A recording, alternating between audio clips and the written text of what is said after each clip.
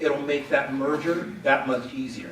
Because as you know, the difficulty that we have with a lot of different CRMs being, utilized by this department and another one by this department, is that they don't talk to each other. So our hope in San Francisco is that we can all get to one system in which all of our job seekers are in that one database. So when that directive comes out that we're rolling into CalJobs or into some massive nationwide system per se, that we can say, here we go, and we're ready to roll. Rafael, would you like to add to that? Well, we look at this as a tool. We don't look at it as the tool. So we operate, again, the county manages $650 million worth of workforce development incentives and dollars. So we are not necessarily pigeonholed to what WIOA mandates of us, referencing CalJobs, but doesn't mean that we don't want to use it. CalJobs works great when it comes to case management. This is Rafael speaking as an independent citizen of Los Angeles County. Their CRM is not as robust as we would like them to be, and we can't afford to wait on them to catch up to what business needs. So we made the decision to move forward with this, knowing that we're going to have to reconciliate this eventually. But again, it's just a tool, and just like David mentioned, we feel that in the end it's going to benefit everybody, and they'll end up merging. Thank you. Well, yeah, go ahead. You were first this time. Okay. Rafael, I'm neighboring county, Ventura County, so interested. A couple of things. It's fascinating to hear what you have going, and the question might be for both. Actually, two questions. Did you create an RFP, or is it a sole source? And follow-up question is, what would you recommend are the strategies for a starting point? Where did you start? Well, we partner really closely with our City of LA workforce development area. So they already have a system. So what we do, money flows easily between the LA City and LA County because we do work together in a lot of projects. So the City of LA had already procured Launchpad. So all we did was buy additional licenses because we're all going to be on the same network and on the same system. So it just made sense. So we were very fortunate that that's how it worked out. As this goes to a bigger scale and we talk about other departments and other partners coming on board, then we have to definitely explore that, because whether it's WIOA dollars or net county cost dollars, we still have a fiduciary duty to go that route. But whether it's Launchpad or not, that wins that contract in the end, it's the system, it's the tool that we're looking for, acknowledging that there's other providers, and just like CalJobs is expanding its own CRM, but we just felt this was the right tool at the right time. And then as far as, what was the second, starting point? So are you guys part of Ventura County as well, or are you guys independent? We're our own region. You're your own region. Well, I mean, the county departments, are you part of the county infrastructure? So the first thing is look at your own house, and that's what we started. We looked at which ones of our partners have a job developer, business services, business liaison, business concierge services that they offer. The same people that we're trying to connect with. So it started with getting our own house in order and then trying to bring our other partners in. David, would you like to add to that? Historically, kind of where I came in on the project, a lot of those decisions were already made before I had come on, so I don't know if we did an RFP or how exactly the connection with Launchpad happened. I do know that we looked at the reason why we it was originally, let's try to figure this out for all the departments within San Francisco, and then our department said, let's first try to get our piece together, and then in the determination of that, it was determined that we could be that source for these other departments, so they could feed into what we're trying to do. If they have openings, if they have jobs, so on and so forth, they could list it through our system and work through our business services division. But as far as the historical piece, yeah, I came on board kind of early mid of the project, and a lot of the decisions around that was already made. And let me just add to that. When we approached this project, we said, why reinvent the wheel? City of LA had already been working with Launchpad for years to help develop the system. So why not build and lessons learned from other folks? So we're big animal, but we're not scared to learn from smaller people. So. All right, thank you, gentlemen. Next question, I know I saw some hand in this. Go ahead. So, you both talked about underemployment, and there was the slide at the start that showed, both of your cities are top 10 most expensive places to live. With that, in terms of the platform, have you thought about, or are you going to implement a floor for the minimum hourly rate that will let the employer be part of that? Or is it possible within the platform, could you align people's skills to what their market rate is? Because I might be paid $10 an hour where I am now. That might actually be a $15 an hour job elsewhere, but I wouldn't know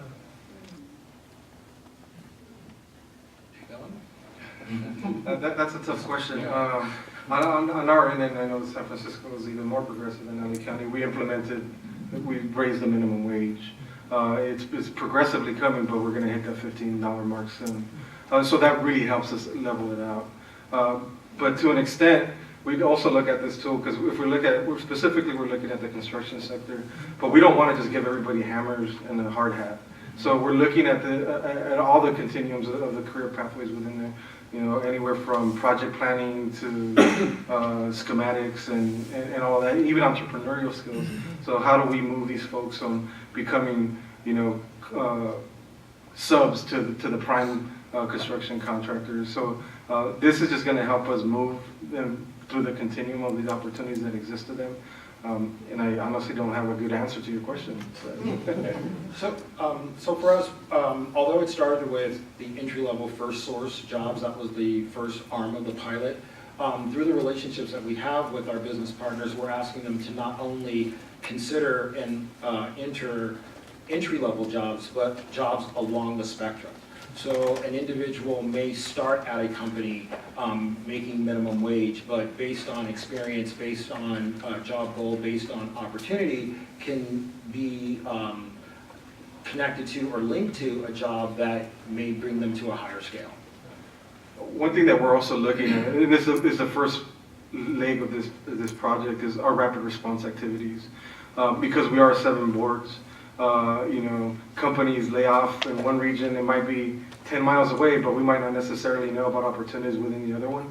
So we also want to make sure that we connect and have these job opportunities available so that we could rapidly reemploy those folks.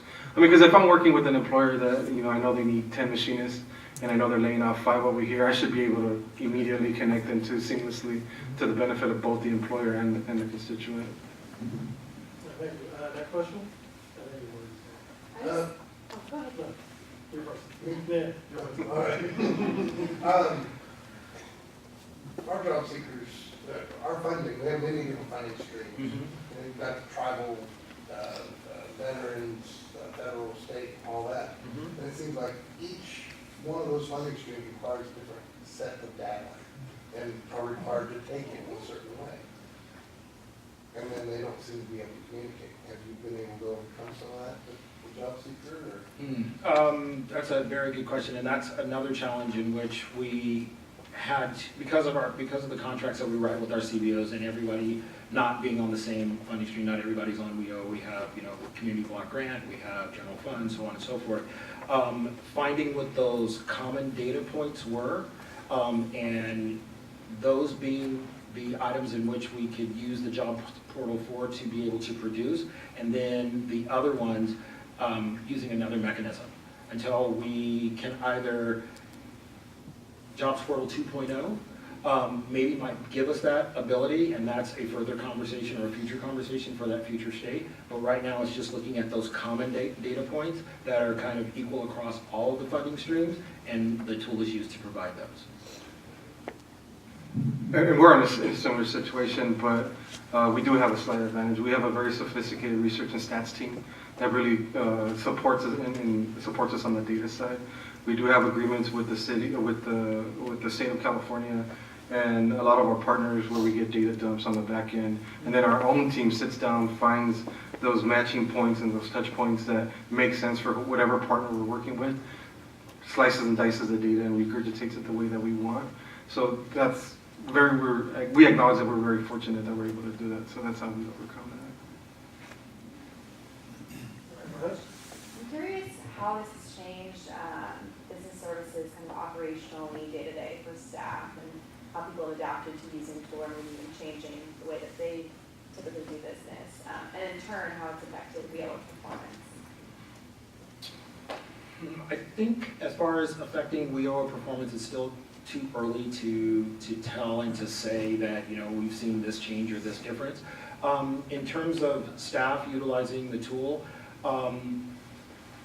the feedback thus far has been, it's nice to know that my participant has an interview at 2 o'clock with this employer, and it's a second or third round interview.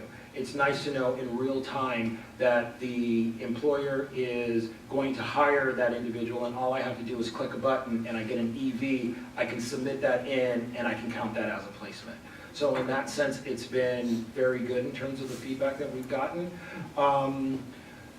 Working with the employers and teaching them how to utilize the tool on their own has been a little bit of a sticking point. And so our business services unit, and both within our department and within our CBOs, are doing a little more hand-holding than they thought they would be at this stage of the game, but it's coming along. And I think it's just more about training and getting the right folks within the business organization trained on how to use the tool and being more self-sufficient.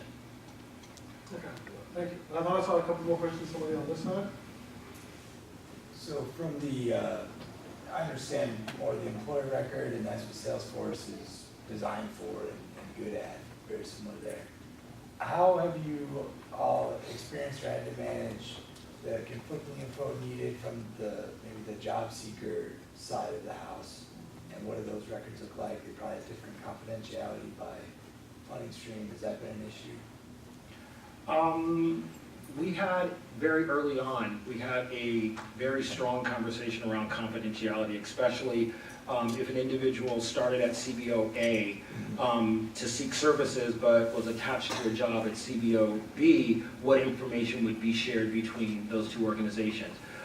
So part of the dialogue that we had with the actual staff who were working with the participants, it was, what is the bare minimum that you need in order to get this individual started? Because the last thing we wanted to do was to have a person go across town and have to start all over again with, you know, the whole intake and so on and so forth.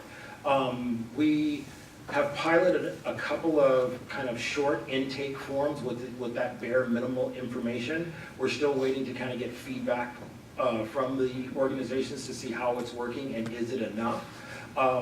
Another thing that we did is we provided each organization with an orientation so that an individual who came in on a Tuesday and your orientation day is normally on Monday didn't have to wait until the following Monday. They could get that information, get in, be able to sit down with an individual, be able to be screened for this job, and be in front of that employer as quickly as possible. All right, thank you. Any other questions? All right, so I just want to say then, you know, again, thank you all for joining us. You know, just a couple closing remarks. You know, we do also do demonstrations of our system. Obviously, for this section, it's just not enough time because there's a lot of areas to cover with that. So if anybody is interested, feel free to reach out to me. You can see me, you can talk to me here, or you can come up to our booth where we are going to play the North Carolina versus Kentucky game. You know, feel free to connect with us here and over there. And thank you all for attending, and I look forward to speaking to all of you again.